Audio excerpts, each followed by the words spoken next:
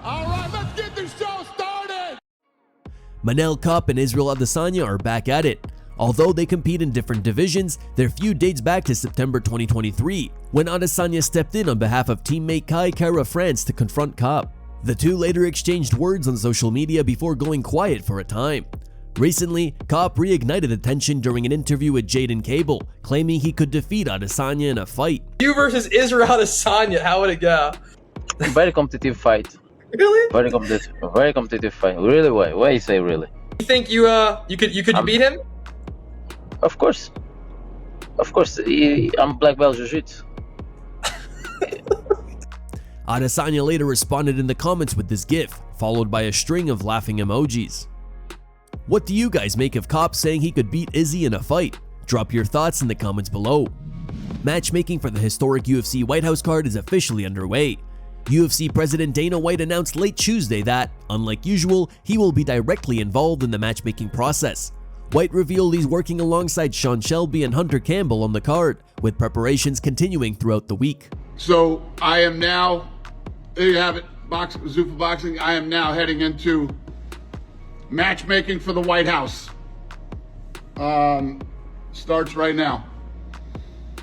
Have a great day, everybody. Thanks for tuning in. Dana later said in an interview with CBS Sports that he believes the White House card will be the most watched UFC event of all time. What can you tell us, if you can tell us anything now, Dana, about the structure of the card? How many title fights is the right call? How many big names of old? John Jones, Conor McGregor, what are we going to see Sunday, June 14th? Well, we're going to figure that all out this week, but you know, this is like a one-of-one event. It's something that will never happen again. You know, so all the logistics are done. And now it's time we believe that this is going to be the most watched UFC event ever.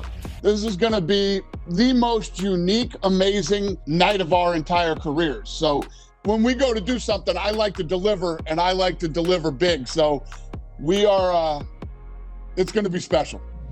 It appears Dana White wasn't exaggerating when he said he has no direct involvement in UFC matchmaking or fighter contracts. During a hearing this past week in Nevada Federal District Court related to two ongoing antitrust lawsuits against the promotion, the UFC president testified that nearly all business dealings with fighters are handled by his top executives, Hunter Campbell, Mick Maynard, and Sean Shelby. Sean O'Malley has now backed up that claim. The former bantamweight champion revealed that since signing with the UFC, he has never negotiated directly with Dana. Instead, O'Malley explained that he initially worked closely with Sean Shelby for years before later dealing primarily with Hunter Campbell. Dana White's saying he's not involved anymore and that Hunter basically runs the show. That was a huge headline. Really? Dana White came out and said it, or someone else came out and said it? Dana White is no longer directly involved in UFC matchmaking or fighter contracts, he revealed while testifying to the UFC antitrust lawsuit. I have less than zero involvement in fighter contracts. You won't find one manager on the planet who will tell you I've negotiated a deal and I don't know how long.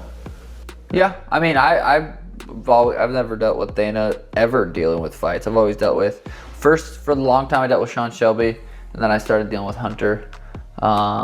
Never dealt with Dana from fights or fight contracts or anything. Hunter's always done that. But yeah, so I'm not really that surprised, but I guess it is kind of surprising for like fans to hear.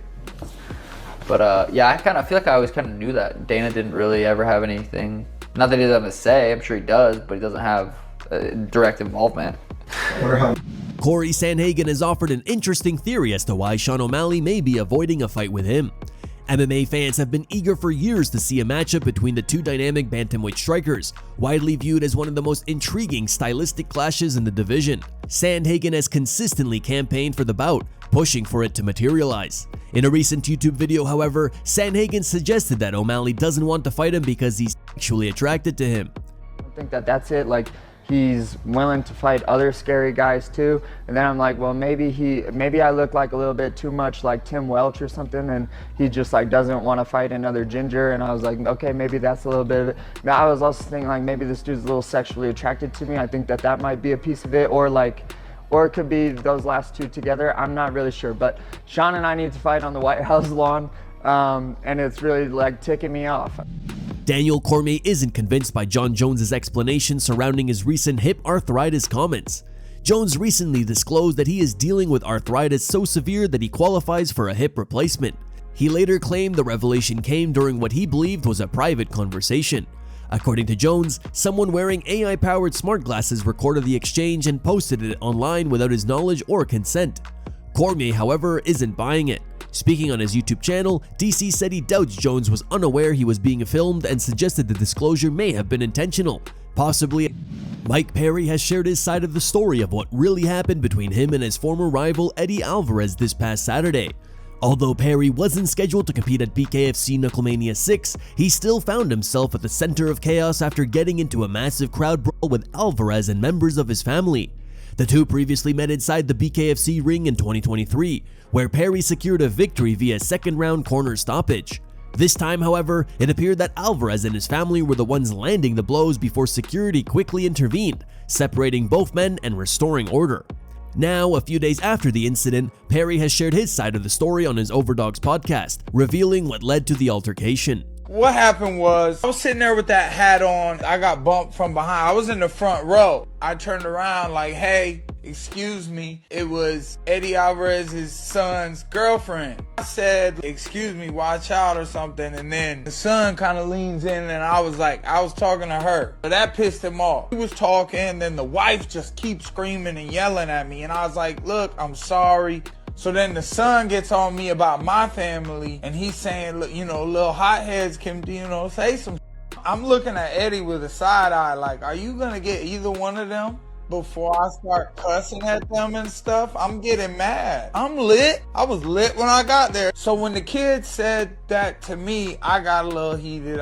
He got to me, I guess. I said, like, you're gonna have to get used to that. People are gonna speak to her or something. That's when Eddie got up and pushed me really hard. And it's like I just slipped. None of them started throwing punches until I fell down. I didn't know who any of these people were. I didn't even realize that many people was doing that. I wasn't really getting hit. And then this one guy comes, tries to knock him out, almost knocks out the girlfriend. You know, I said something to his son to disrespect his son or whatever because he pissed me off. Eddie was doing what a dad should do, and he wasn't really trying to get me on the ground. I don't think from angles I saw he wasn't really trying to get in there. He was kind of trying to. I didn't have any boys. I'd be dolo. I'd be solo. I was next to my manager, and at first he was like this, but then he kind of just got body pushed out. And it's okay because I'm the fighter. You know, I'm used to it.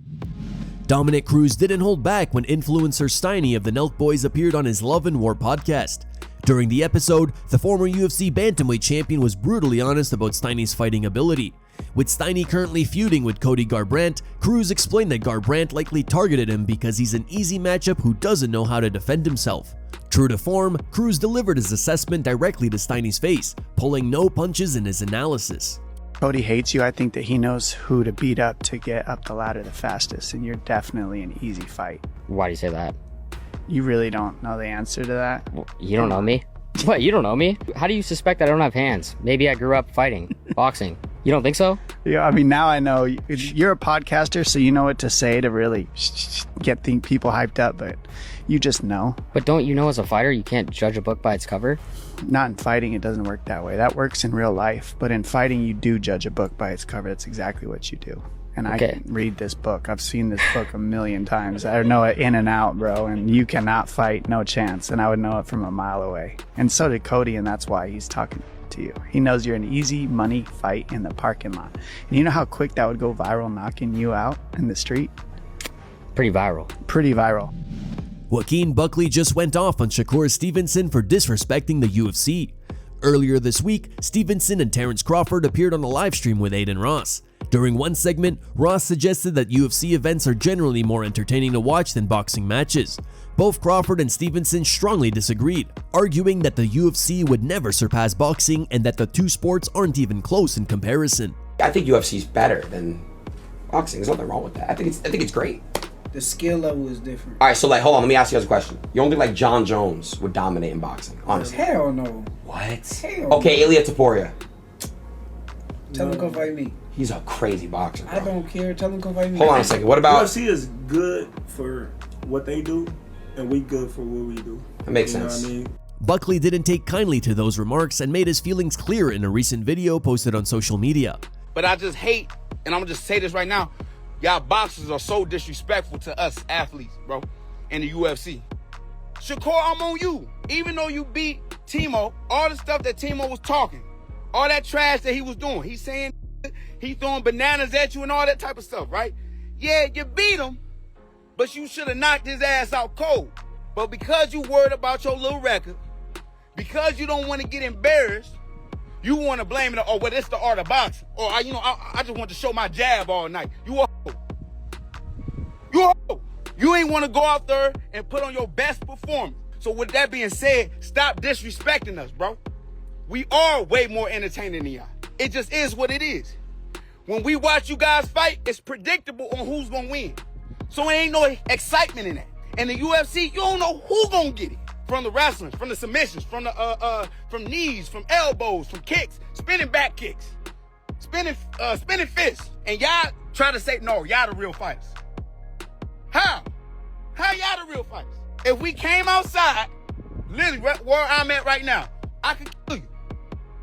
I'm not saying I want to kill you or want to take you off this earth, but realistically, I will kill you if we fought. Conor McGregor appears to be ramping up preparations for his return, potentially at the proposed UFC White House event. In a recent video shared on social media, McGregor was seen sharpening his grappling skills while using police-style phrases toward his training partner. Keep going, move it, weave it.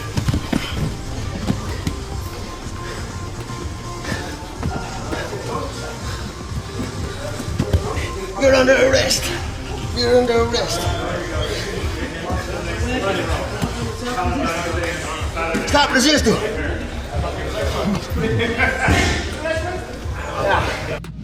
Demetrious Johnson is clearly impressed with Arman Tsarukyan. Recently, Arman had the opportunity to train with the fighter widely regarded as the GOAT, Demetrious Johnson, and received some valuable advice from the former champion.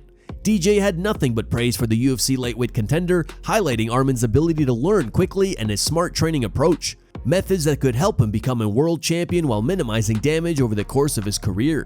I sat down and I like to reflect on what I just went through with that athlete. And one, super athletic, super strong, very, very good about adapting. Like you'll do something to him, then he'll start to adapt to it.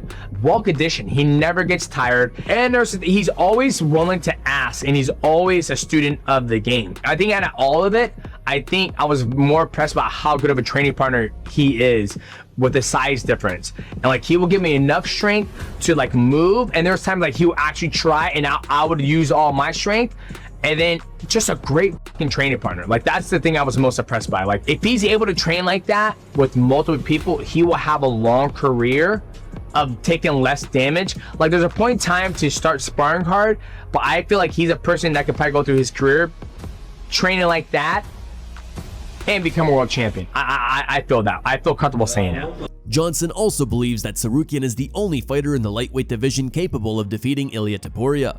And now when you look at Arman Tsarukyan, after training with him, and if he fights Ilia Topuria, I think he has the athletic ability, the skill set, and the mixed martial artist and the mindset to be able to beat Ilia Topuria. The two also did some light sparring, and Arman was overwhelmed by Demetrious Johnson's speed. I'm in good condition. Boom, boom, boom, boom, boom, boom, boom, and then whap. You can do that. How can I get the explosives? You can't, baby, you can't. No? Yes, for the right training program, we get you right where you need to be. Yeah. Okay. You want some water? No, brother, I just started. Give me water. Hey, I'm 40, okay? Give me some respect. Give Unc some respect. UFC heavyweight champion Tom Aspinall underwent surgery on both his eyes Tuesday as he continues to make his way back from a pair of eye pokes suffered during a fight against Cyril Gane at UFC 321 in October. Aspinall posted about the operations online, in coordination with his medical team at Optegra in London. Tom has not yet been cleared to resume competition but has indicated that he wants to rebook his matchup against Gane as soon as possible. The post reads, "After his highly publicized eye poke injury, Optegra's expert team is proud to have supported MMA fighter and UFC heavyweight champion Tom Aspinall. Over recent months, we've been working closely with him on his recovery. Following his operation on both eyes, we continue the journey to get Tom's vision back to fighting fitness." Meanwhile, MMA reporter Ruben Carter noted that the UFC is reportedly considering stripping Aspinall of his heavyweight title, given that the eye surgeries could sideline him until the end of the year. However, it seems unlikely that the UFC would strip Aspinall outright. A more probable scenario would be an interim title fight while Tom works his way back to full competition. Here are the top 3 memes found on the internet. Number 3 meme was posted by MMA Outsiders. Number 2 meme was posted by Dana Trump. I'm gonna say it right here, right now. The greatest fighter to ever live, ever, is fucking John. And number 1 meme was posted by Knockout. What a guy, what a night. UFC 298, Anaheim, California. Certainly one for the books.